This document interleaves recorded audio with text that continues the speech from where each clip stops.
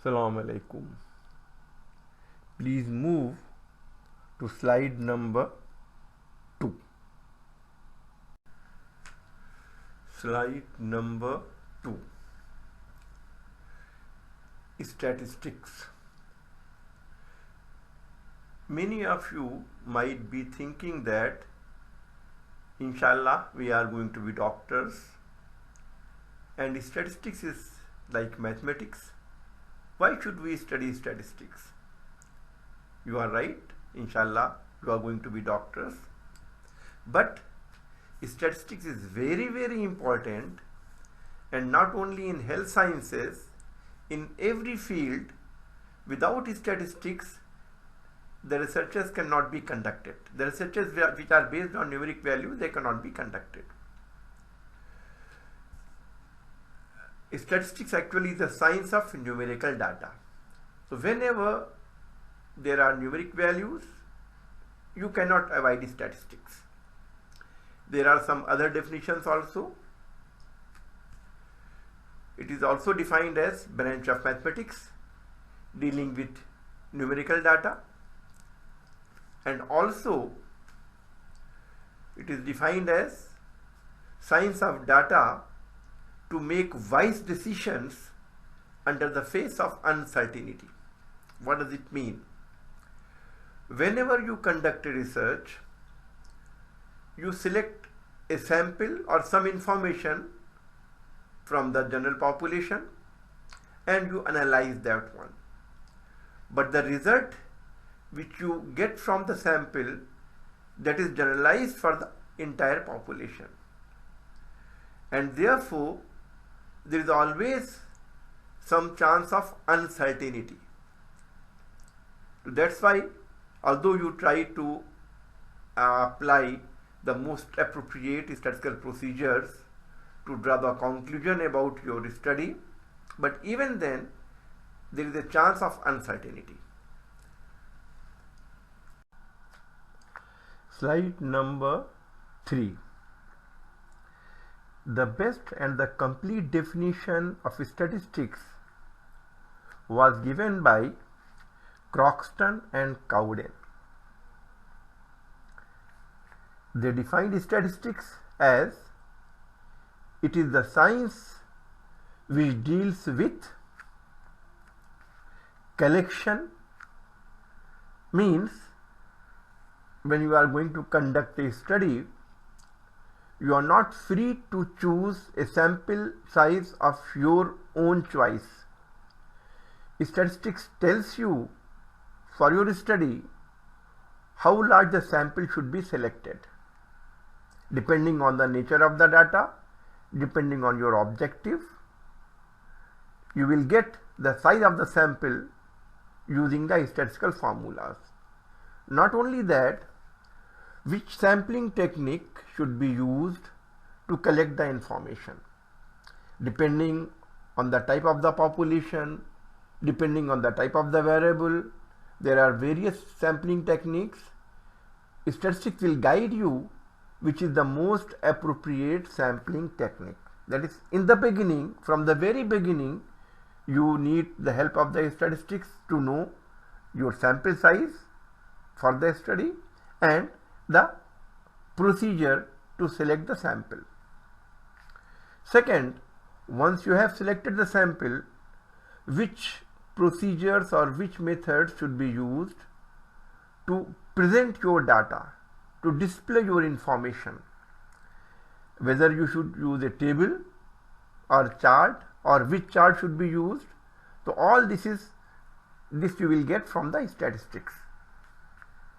Also, depending on your objective of the study, which statistical procedures should be used, this you will get from the statistics. And after the analysis, once you have got the output or the result, then also how to interpret the result, what conclusion should be drawn, it is also guided by the statistics. That is, statistics is the science which deals with collection, organization or presentation, analysis, and interpretation of numerical data. That is, from the very beginning till the end, at every stage you need the help of the statistics. Slide number 4. As you have seen that statistics is the science of data. And now the question is how to define the data. What is data? Actually, data is a collection of facts.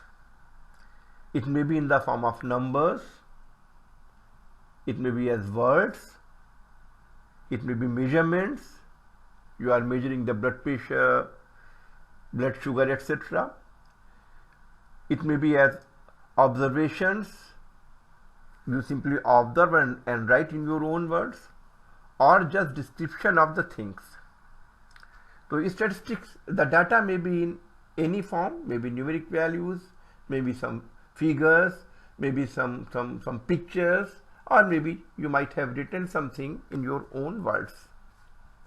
Actually, data is the raw material of statistics. Once you have the raw material, only you can prepare and you can work on that one. So it is the raw material of the statistics. And what is data in numeric form? Data is the collection or set of values of the variables. Now, what does variable means? Variable is the characteristic taking different values for different persons. For example, height, it is a variable, varying from person to person. Nationality is a variable. BMI is a variable. Gender is a variable. So it is a characteristic taking different values for different persons, different places, different things, etc. Slide number 5. As we know that data is the set of the values of the variable or variables. For example, we know that age is a variable. If you have collected the age of few persons and you have written the values all together, so this is data. Not only one variable, if you have information for some individuals for many variables, say age, sex, height, weight, nationality, etc., etc. So this set of values of the variables is your data. This is your raw material. We analyze it to draw the conclusion about our study. Slide number 6. As we know that the data is the raw material of statistics, and data is the set of the values of the variable or variables. So now here we are going to discuss the types of the variables. Broadly, the variable can be classified into two categories.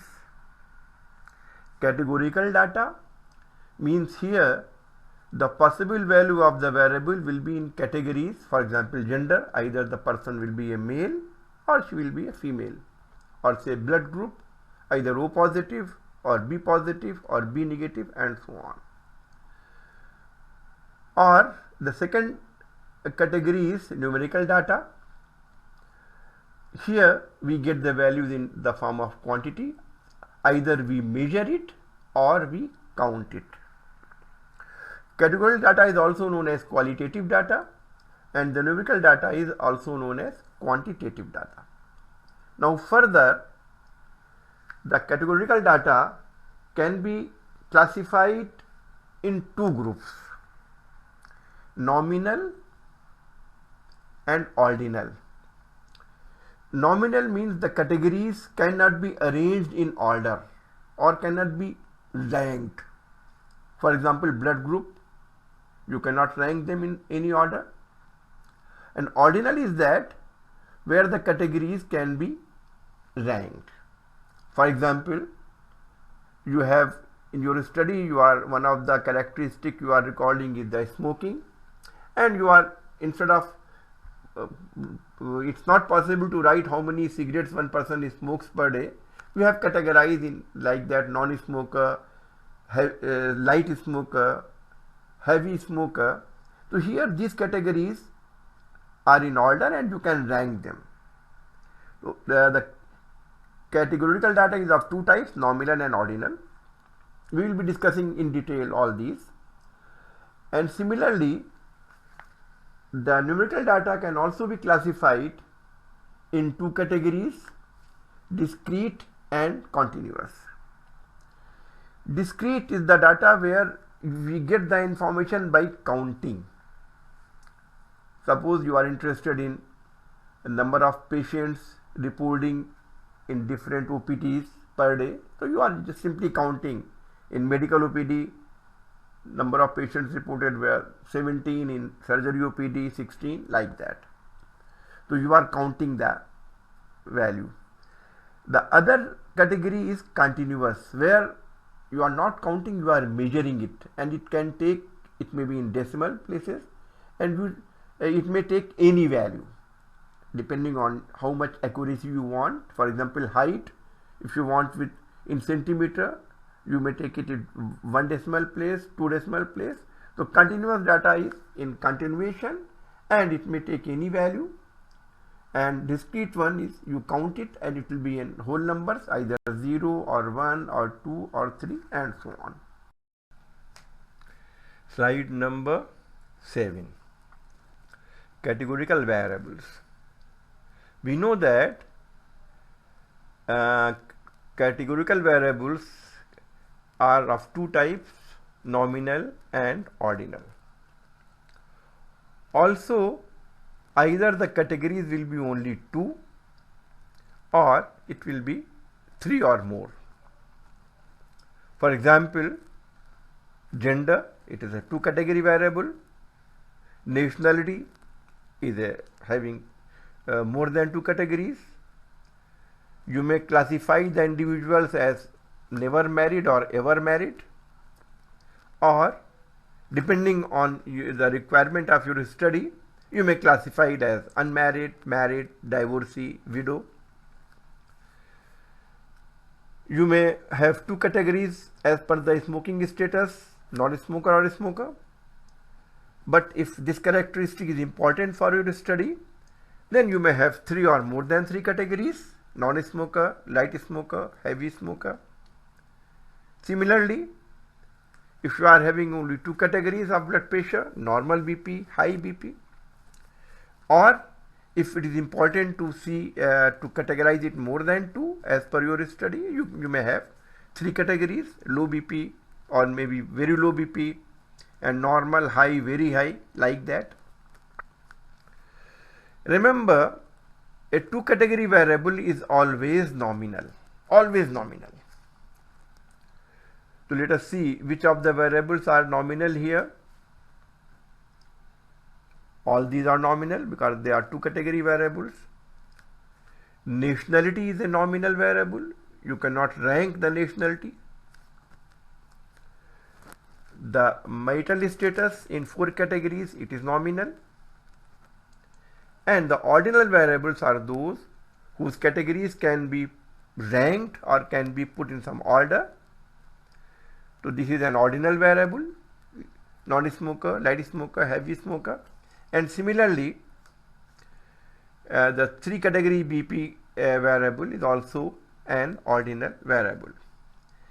Remember, you are going to prepare the database for your study in SPSS. And in SPSS, when you are going to make the entries for different variables, you will have to specify the type of the variable, whether categorical or numerical. If categorical, whether it is nominal or ordinal. So because you have to select your variable as per the type, so you must know the difference between these categories. Slide number 8. Numerical variables. Like categorical variables, numerical variables are also of two types: discrete or continuous. Here we will discuss some examples of both discrete and continuous. If you are interested in number of patients attending a clinic, then you are counting them. It is a discrete variable. Discrete variable is the one where you count to reach the required value. If your study is about the number of cesarean deliveries in a hospital, here again you are counting. It is a discrete variable. If you are recording the pulse beat, you are counting per minute, it's a discrete variable. The variable which you are getting by measuring using some scale, and the value can also be in decimal, they are continuous: height, hemoglobin, BMI, body temperature. Sometimes the numeric data is categorized into appropriate groups as per the requirement of the study.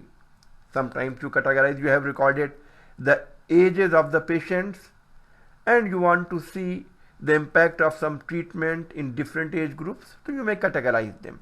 Say less than 18 years, 18 to 30 years, 30 to 50 years, more than 50 years, depending on the requirement of the study. So sometimes we categorize it and many times we do it. You may categorize BMI in different categories: underweight, normal weight, obese, very obese, like that. Also, sometimes the discrete variable is treated as continuous variable. What does it mean? Discrete variable is the one where you count it. You are counting the number of patients or number of cesarean deliveries. They cannot be in decimals. The number of patients reporting in a clinic cannot be in decimal, either 0 or 1 or 2 and 3 and so on. The continuous variables may be in decimals. But sometimes, as per the need of the study, we treat the discrete variable as a continuous variable. For example, you want to make a comparative study of 3 hospitals of SQUH, Howla and Royal, and you want to see where there are more cesarean deliveries. You shall be counting, say on day 1, your study of 1 month duration. Every day you are recording it. The number of deliveries cannot be in decimal, but the number will be varying 3, 5, 2 in different days in different hospitals. For making the comparison, if you want to see the number of cesarean deliveries per week, so you will have to get the average, and the average may be 4.2, maybe 7.7, so which is not the discrete variable, but for your convenience, as per the need of your study, you are treating the discrete variable as a continuous variable. So sometimes as per our requirement, we categorize the continuous variable and we also treat the discrete variables as continuous. Slide number 9. As you know that you are going to prepare a database for your study in the next semester, and you are going to specify your variable. What type of variable is that one? Nominal, ordinal, discrete, continuous. So this is an example and we are going to discuss this to make that clear. Blood group. You have to select which, there are 4 types: categorical, either nominal or ordinal; numerical, either discrete or continuous. Blood group. It is a categorical variable. Is it nominal or ordinal?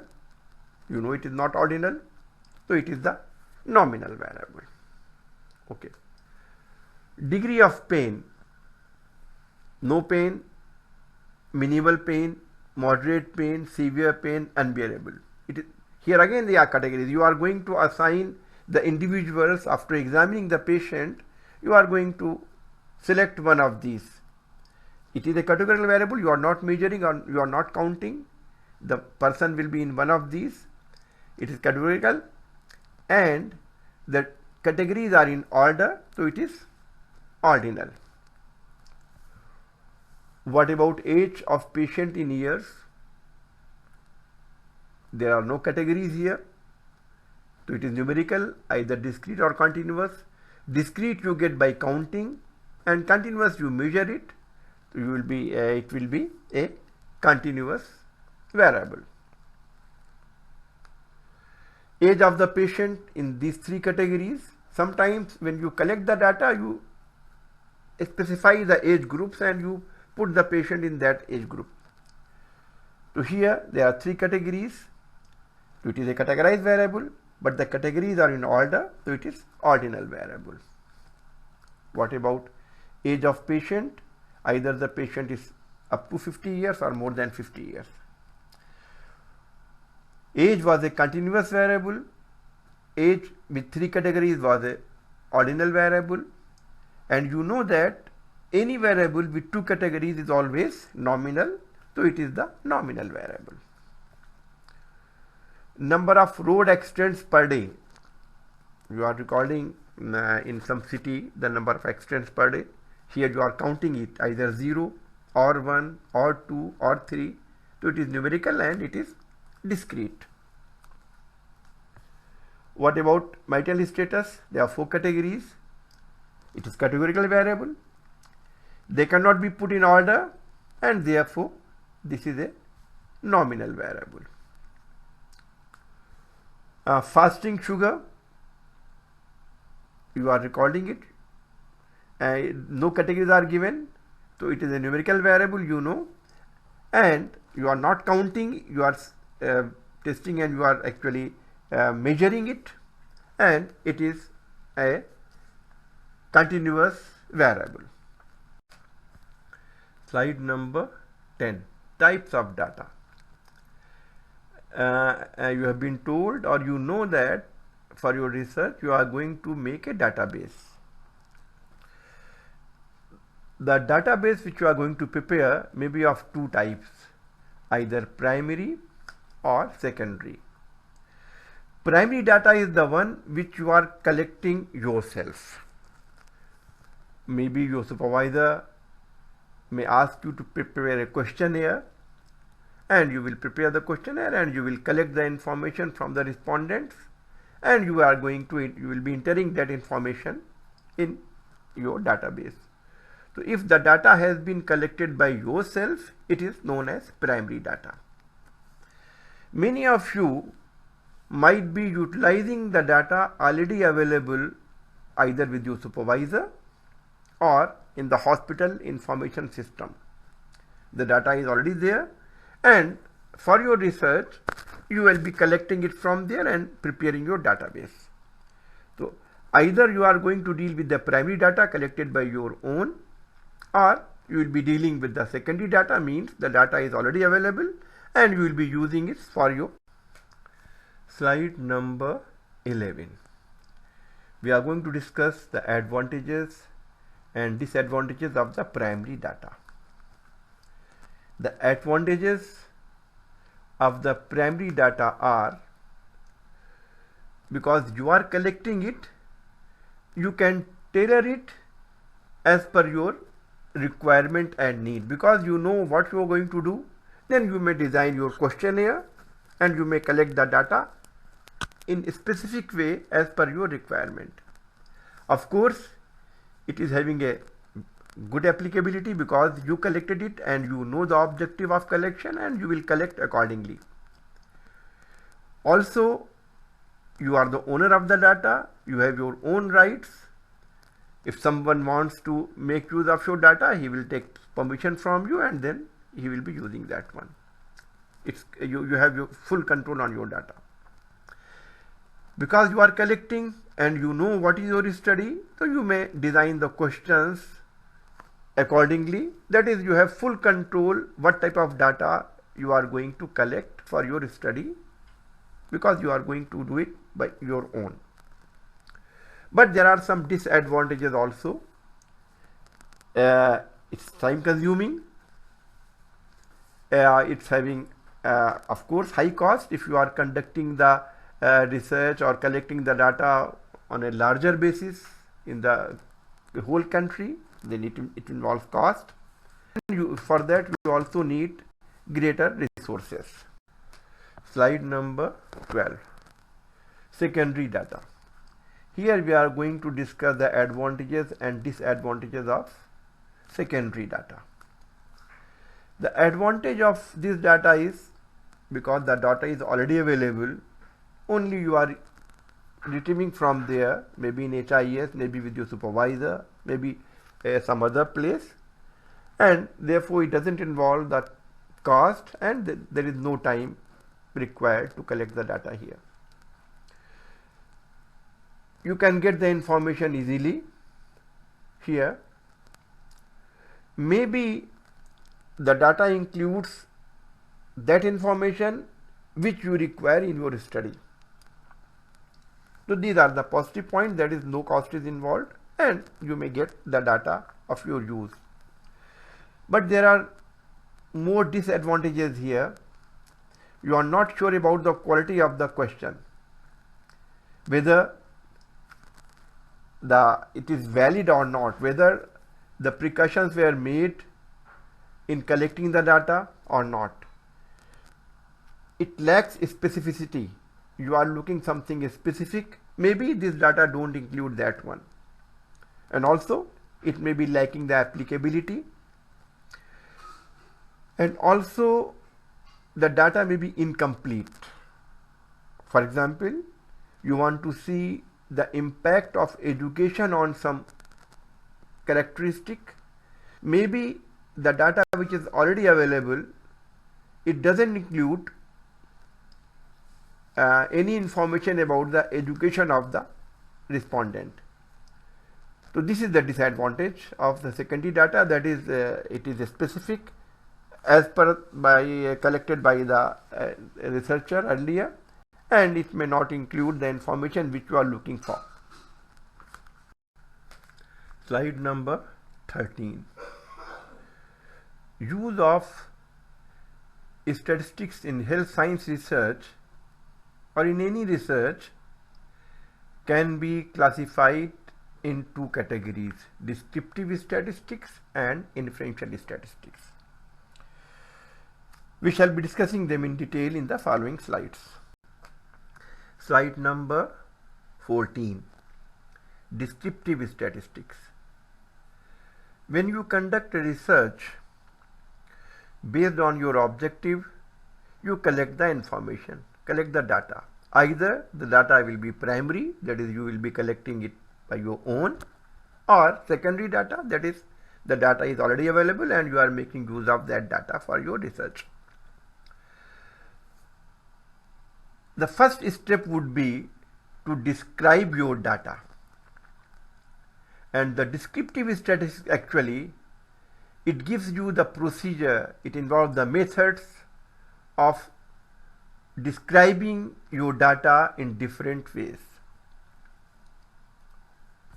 Either you are going to display the information in the form of tables.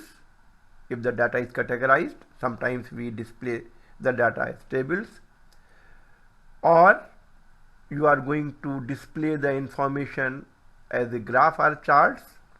Statistics will tell you which graph or which chart is appropriate for your objective and for the data which you are using. Or you are going to describe your data as measure of location. We shall be studying the measures of location in detail.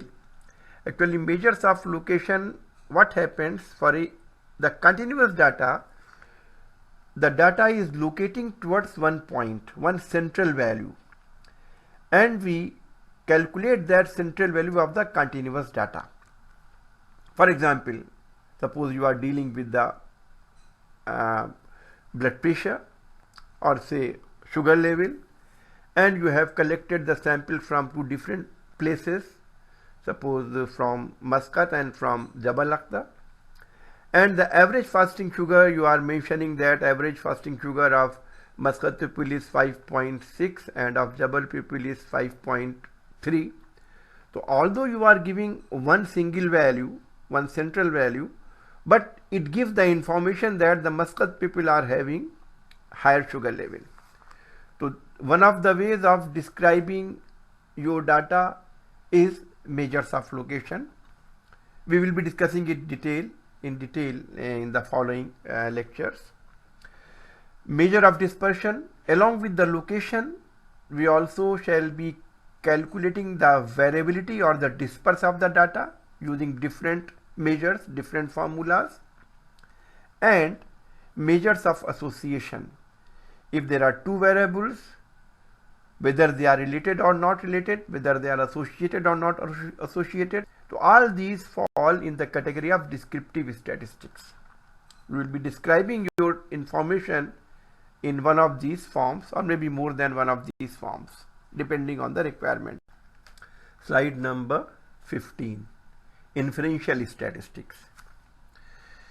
Actually, these are the procedures which are used to draw the inference about the population from the sample information. That is, actually in your research, the information available with you is in the form of a sample, but you want to draw the conclusion about the population. The different statistical procedures which are used for this purpose, they fall in the inferential statistics category. It can be classified into two categories: estimation and hypothesis testing. Estimation, suppose you want to know what is the prevalence rate of diabetes in Oman. Practically, it is not possible to collect the blood of every Omani in the country and then find out what percentage are diabetic, what percentage are non-diabetic. You will select a sample, and then from that sample you will be estimating the population value. So there are different methods and procedures. We shall be studying this in detail. Hypothesis testing. Hypothesis means you have some objective, you have some statement which you want to verify. For example, that smoking and suppose lung cancer are associated. This is your hypothesis. You will collect the information from the population and you will analyze that one, and after the analysis either you will say yes or you will say no. So this is known as hypothesis testing. So this you are going to do. We are going to discuss also this estimation and hypothesis testing in the at the end of the semester. Slide number 16, uses of statistics in health sciences. We will discuss some general uses. Statistics will help you to collect the data scientifically from the population. You need a sample to work on that one as per your objective. So which sampling technique is appropriate? That will depend on the nature of the population. If the study variable, as per the study variable, the population is homogeneous, then you can draw a random sample, simple random sample. If the population is heterogeneous, then first of all you will have to categorize the population in different stratas, in different categories, and then from those categories you will have to select the sample separately. That is, statistics will guide you which is the most appropriate way of data collection. Then also statistics will tell you how to describe your collected data. That is, you have to present the data in such a way that it should describe what you want to display or what you want to describe. Also, statistics will tell you how to draw the conclusion from the summarized data. You have summarized the data, you have shown it as a chart or as a table, and then which method should be used to summarize the data and which method should be used to draw the conclusions about your data. Also, it will tell you how to evaluate the literature. Suppose the literature says that a study was conducted many years back and it has shown that 20% Omanis are diabetic. Now you want to evaluate it, you want to verify it, because in the meantime many policies have been made by the Ministry of Health for the awareness, and along with the fast food culture also increased. So you want to see whether it remains same or it increased or decreased, and you can collect the information and you can evaluate it, and then you may write your conclusion. Slide number 17. So here we are going to discuss some specific uses of statistics in health sciences. You must have seen that for various laboratory report you are given the normal limits. If the value is less than this one, then it is low, more than this one, then it is high, and between these two values it is okay. So these normal limits are obtained using statistical formulas. We shall be discussing that also.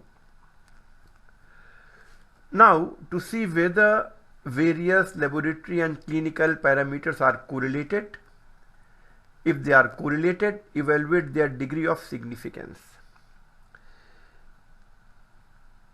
Statistics will help you to find out the relationship between different parameters, whether the cholesterol and blood pressure, whether they are related or not related, whether there is an association between them or not, or whether various characteristics they are related with the environment or personality or behavior.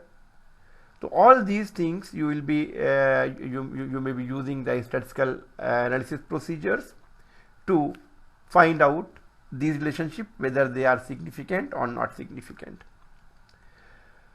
Also, statistical formulas or procedures may be used for prediction. Sometimes doctor says that the patient is in stage 3 of the cancer and he is likely to survive 2 years or 3 years or 5 years. So these predictions also, statistics helps us in making these predictions. Some survival curves are drawn, etc., etc., and we shall be discussing these in not the survival curve, because they are some advanced thing. We shall be few things about this. And also statistics helps us to estimate what is the birth rate, what is the death rate, what is the morbidity rate, etc. And also the statistics is used to fix the limits. The limits mean that the expiry dates, etc., for various drugs and various surgical instruments, etc., etc. So these are the use of the statistics. This was just a simple talk about the statistics, its importance and uses, and in the following lecture we are going to discuss all these things.